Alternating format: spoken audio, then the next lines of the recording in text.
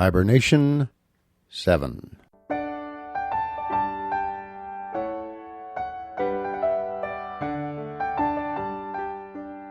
Grizzly's Growls presents Stories of the Hiber-Nation. The following stories are either from the public domain or read by permission of the author, who retains all rights. In either case, I'm reading these stories because I like to read stories. And, well, that's it. I hope you enjoy listening. Pull up a chair.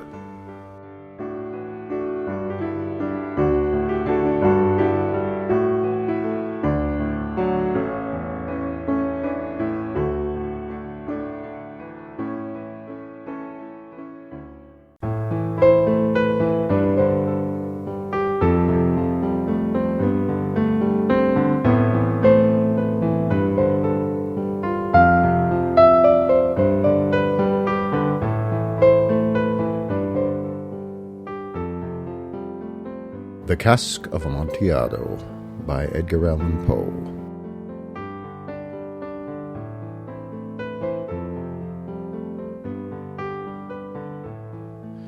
The 1,000 injuries of Fortunato I had borne as best I could, but when he ventured upon insult, I vowed revenge.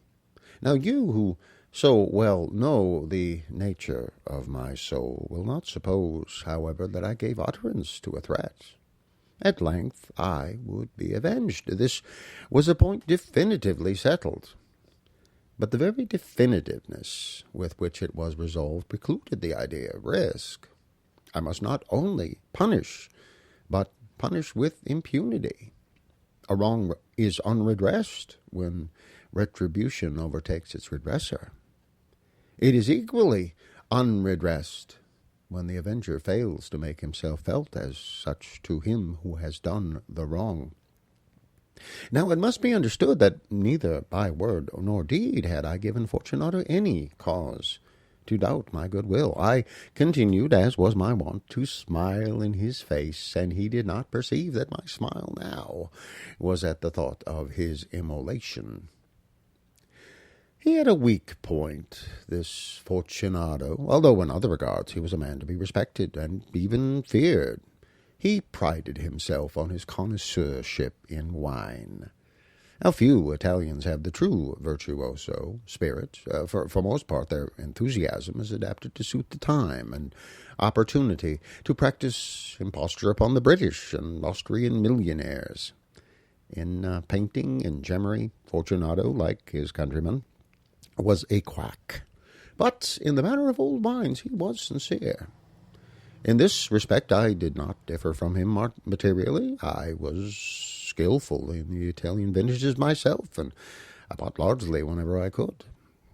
Well, it was about dusk one evening during the supreme madness of the carnival season that I encountered my friend. He accosted me with excessive warmth, for he had been drinking much. The man wore motley. He had on a tight-fitting, party-striped dress. His head was surmounted by the conical cap and the bells. I was so pleased to see him that I thought I should never have done wringing his hand. I said to him, "My dear Fortunato, you are luckily met. How remarkably well you're looking today. But I've received a pipe of what passes for Amontillado, and I have my doubts." "How?" said he. "Amontillado? A pipe? Impossible. And in the middle of carnival?"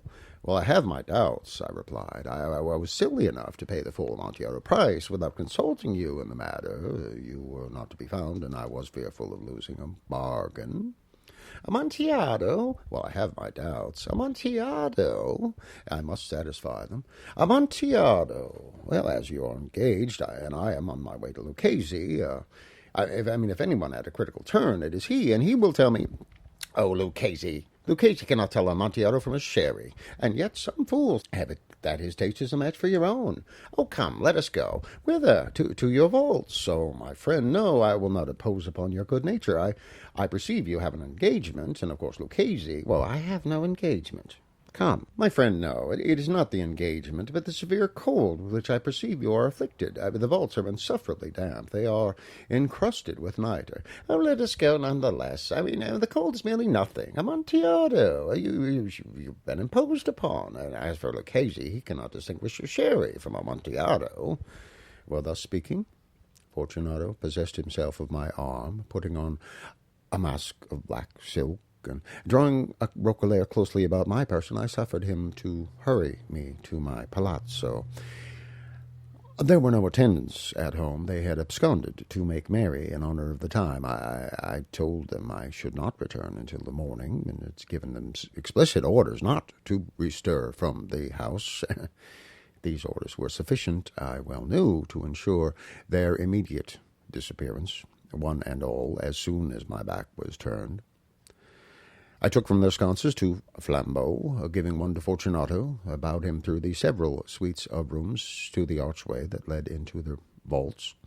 I passed down a long and winding staircase, requesting him to be cautious as he followed.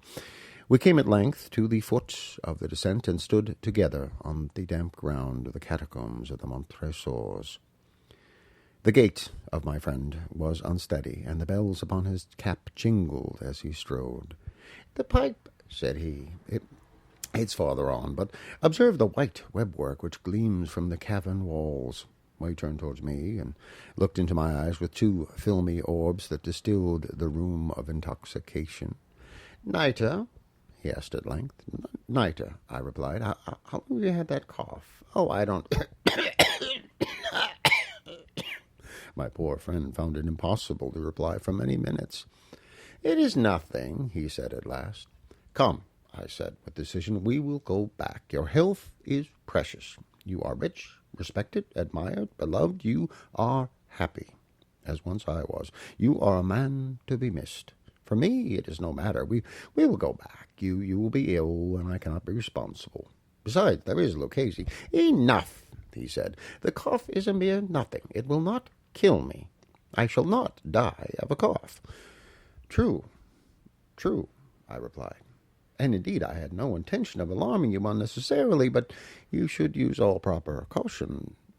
A draught of this Medoc will defend us from the damps." Well, here I knocked off the neck of a bottle, which I drew from a long row of its fellows that lay upon the mould. "Drink," I said, presenting him with the wine. He raised it to his lips with a leer. He paused and nodded to me familiarly, while his bells jingled. "I drink," he said, "to the buried that repose around us, and I to your long life." He again took my arm, and we proceeded. "These vaults," he said, "are extensive." "Oh, the Montresors," I replied. "We are a great and numerous family." "I forget your arms." "Well, a huge human foot, d'or, in a field azure. The foot crushes a serpent rampant, whose fangs are embedded in the heel." "And the motto?" "Nemo impune lacessit." "Ah, good." The wine sparkled in his eyes, and the bells jingled. My own fancy grew warm with the Medoc. We'd passed through walls of piled bones, with casks and puncheons intermingling, into the innermost recesses of the catacombs. I paused again, and this time I made bold to seize Fortunato by the arm above the elbow. "The nitre," I said. "See how it increases. It hangs like moss upon the vaults. We are below the river's bed. The drops of moisture trickle among the bones. Come, we will go back ere it is too late. Your cough—" "Oh, it is nothing," he said. Let us go on. But first, another draught of the Medoc." I broke and reached him a flagon of de Grave. He emptied it at a breath. His eyes flashed with a fierce light. He laughed and threw the bottle upwards with a gesticulation I did not understand. I looked at him in surprise. He repeated the movement, a grotesque one. "You do not comprehend," he said. "Not I," I replied. "Then you're not of the Brotherhood." "How? You're not of the Masons?" "Oh, yes, I said, yes. You? Impossible. A Mason?" "A Mason," I replied. "A sign," he said. "It is this," I answered, producing a trowel from beneath the folds of my roquelaire. "Oh, you jest," he exclaimed, recoiling a few paces. "But let us proceed to the Amontillado." "Be it so," I said, replacing the tool beneath my cloak, and again offering him my arm. He leaned upon it heavily. We continued our route in search of the Amontillado. We passed through a range of low arches, and descended, and passed on, and descended again, arrived at a deep crypt, in which the foulness of the air caused our flambeau rather to glow than flame. At the most remote end of the crypt there appeared another, less spacious. Its walls had been lined with human remains, piled to the vault overhead in the fashion of the great catacombs of Paris. 3 sides of this interior crypt were still ornamented in this manner. From the 4th, the bones had been thrown down and lay promiscuously upon the earth, forming at one point a mound of some size. Now within the wall, thus exposed by the displacing of the bones, we perceived a still interior recess, in depth about 4 feet, and with 3 in height 6 or 7. It seemed to have been constructed for no especial use in itself, but formed merely the interval between 2 of the colossal supports of the roof of the catacombs, and was backed by one of their subscribing walls of solid granite. It was in vain that Fortunato, lifting up his dull torch, endeavored to pry into the depths of the recess. Its termination the feeble light did not enable us to see. "Proceed," I said. "Herein is the Amontillado. As for Lucchese—" "Oh, he's an ignoramus," interrupted my friend, as he stepped unsteadily forward, while I followed immediately at his heels. In an instant he had reached the extremity of the niche, and, finding his progress arrested by the rock, stood stupidly bewildered. A moment more, and I had fettered him to the granite.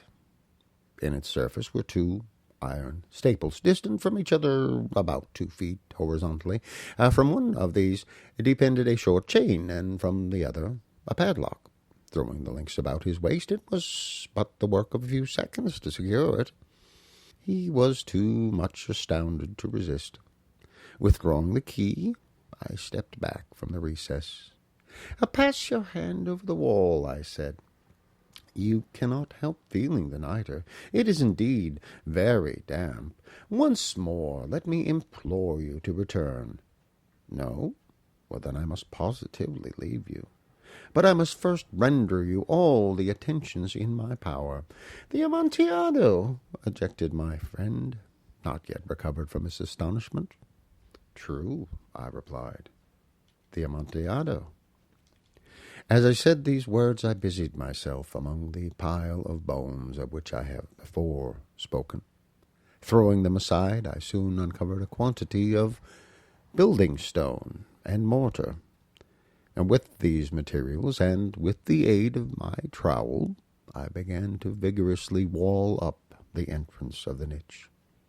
I had scarcely laid the first tier of my masonry when I discovered that the intoxication of Fortunato had, in a great measure, worn off. The earliest indication I had was of this low, moaning cry from the depths of the recess. It was not the cry of a drunken man. There was then a long and obstinate silence. I laid the 2nd tier, and the 3rd, and the 4th, and then I heard the furious vibrations of the chain. The noise lasted for several minutes, during which, that I might hearken to it with more satisfaction, I ceased my labours and sat down upon the bones. When at last the clanking subsided, I resumed the trowel, and I finished without interruption the 5th, and the 6th, and the 7th tier. The wall was now nearly upon a level with my breast. I again paused, and holding the flambeau over the mason work, I threw a few feeble rays upon the figure within. A succession of loud and shrill screams, bursting suddenly from the throat of the chained form, seemed to thrust me violently back. For a brief moment I hesitated, I trembled, Unsheathing my rapier, I began to grope with it about the recess. But the thought of an instant reassured me. I placed my hand upon the solid fabric of the catacombs and felt satisfied. I reapproached the wall. I replied to the yells of him who clamored. I re-echoed. I aided. I surpassed them in volume. And in strength, I did this. And the clamorer grew still. It was now midnight, and my task was drawing to a close. I had completed the 8th, the 9th, and the 10th tier. I'd finished a portion of the last and the 11th. There remained but a single stone to be fitted and plastered in. I struggled with its weight. I placed it partially in its destined position. But now there came from out the niche a low laugh that erected the hairs upon my head. It was succeeded by a sad voice, which I had difficulty in recognizing as that of the noble Fortunato. The voice said,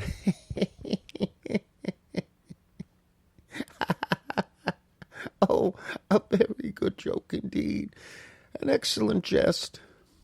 We will have many a rich laugh about it at the palazzo, over our wine."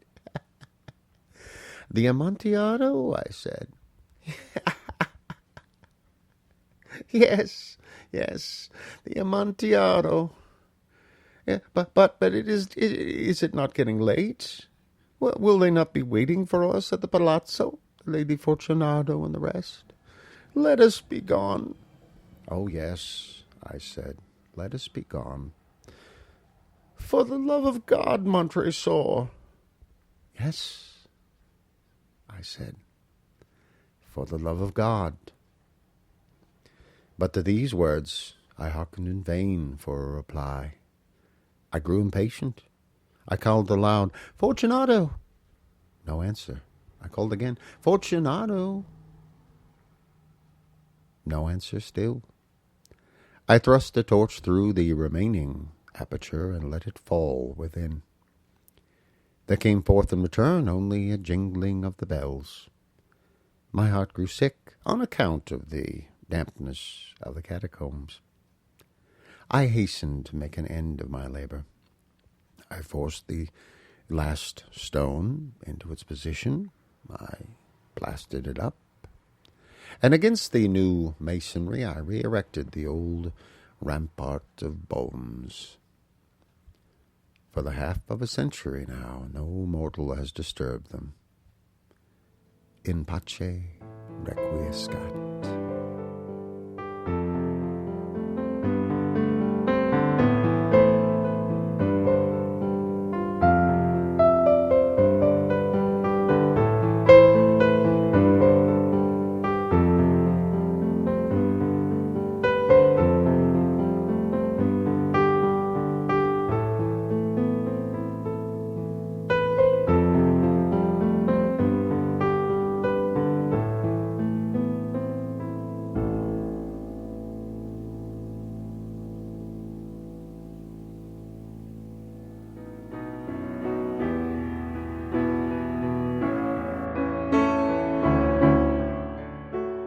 Thanks for listening to Stories from the Hiber-Nation. Comment on the website at grizzly.libsyn.com.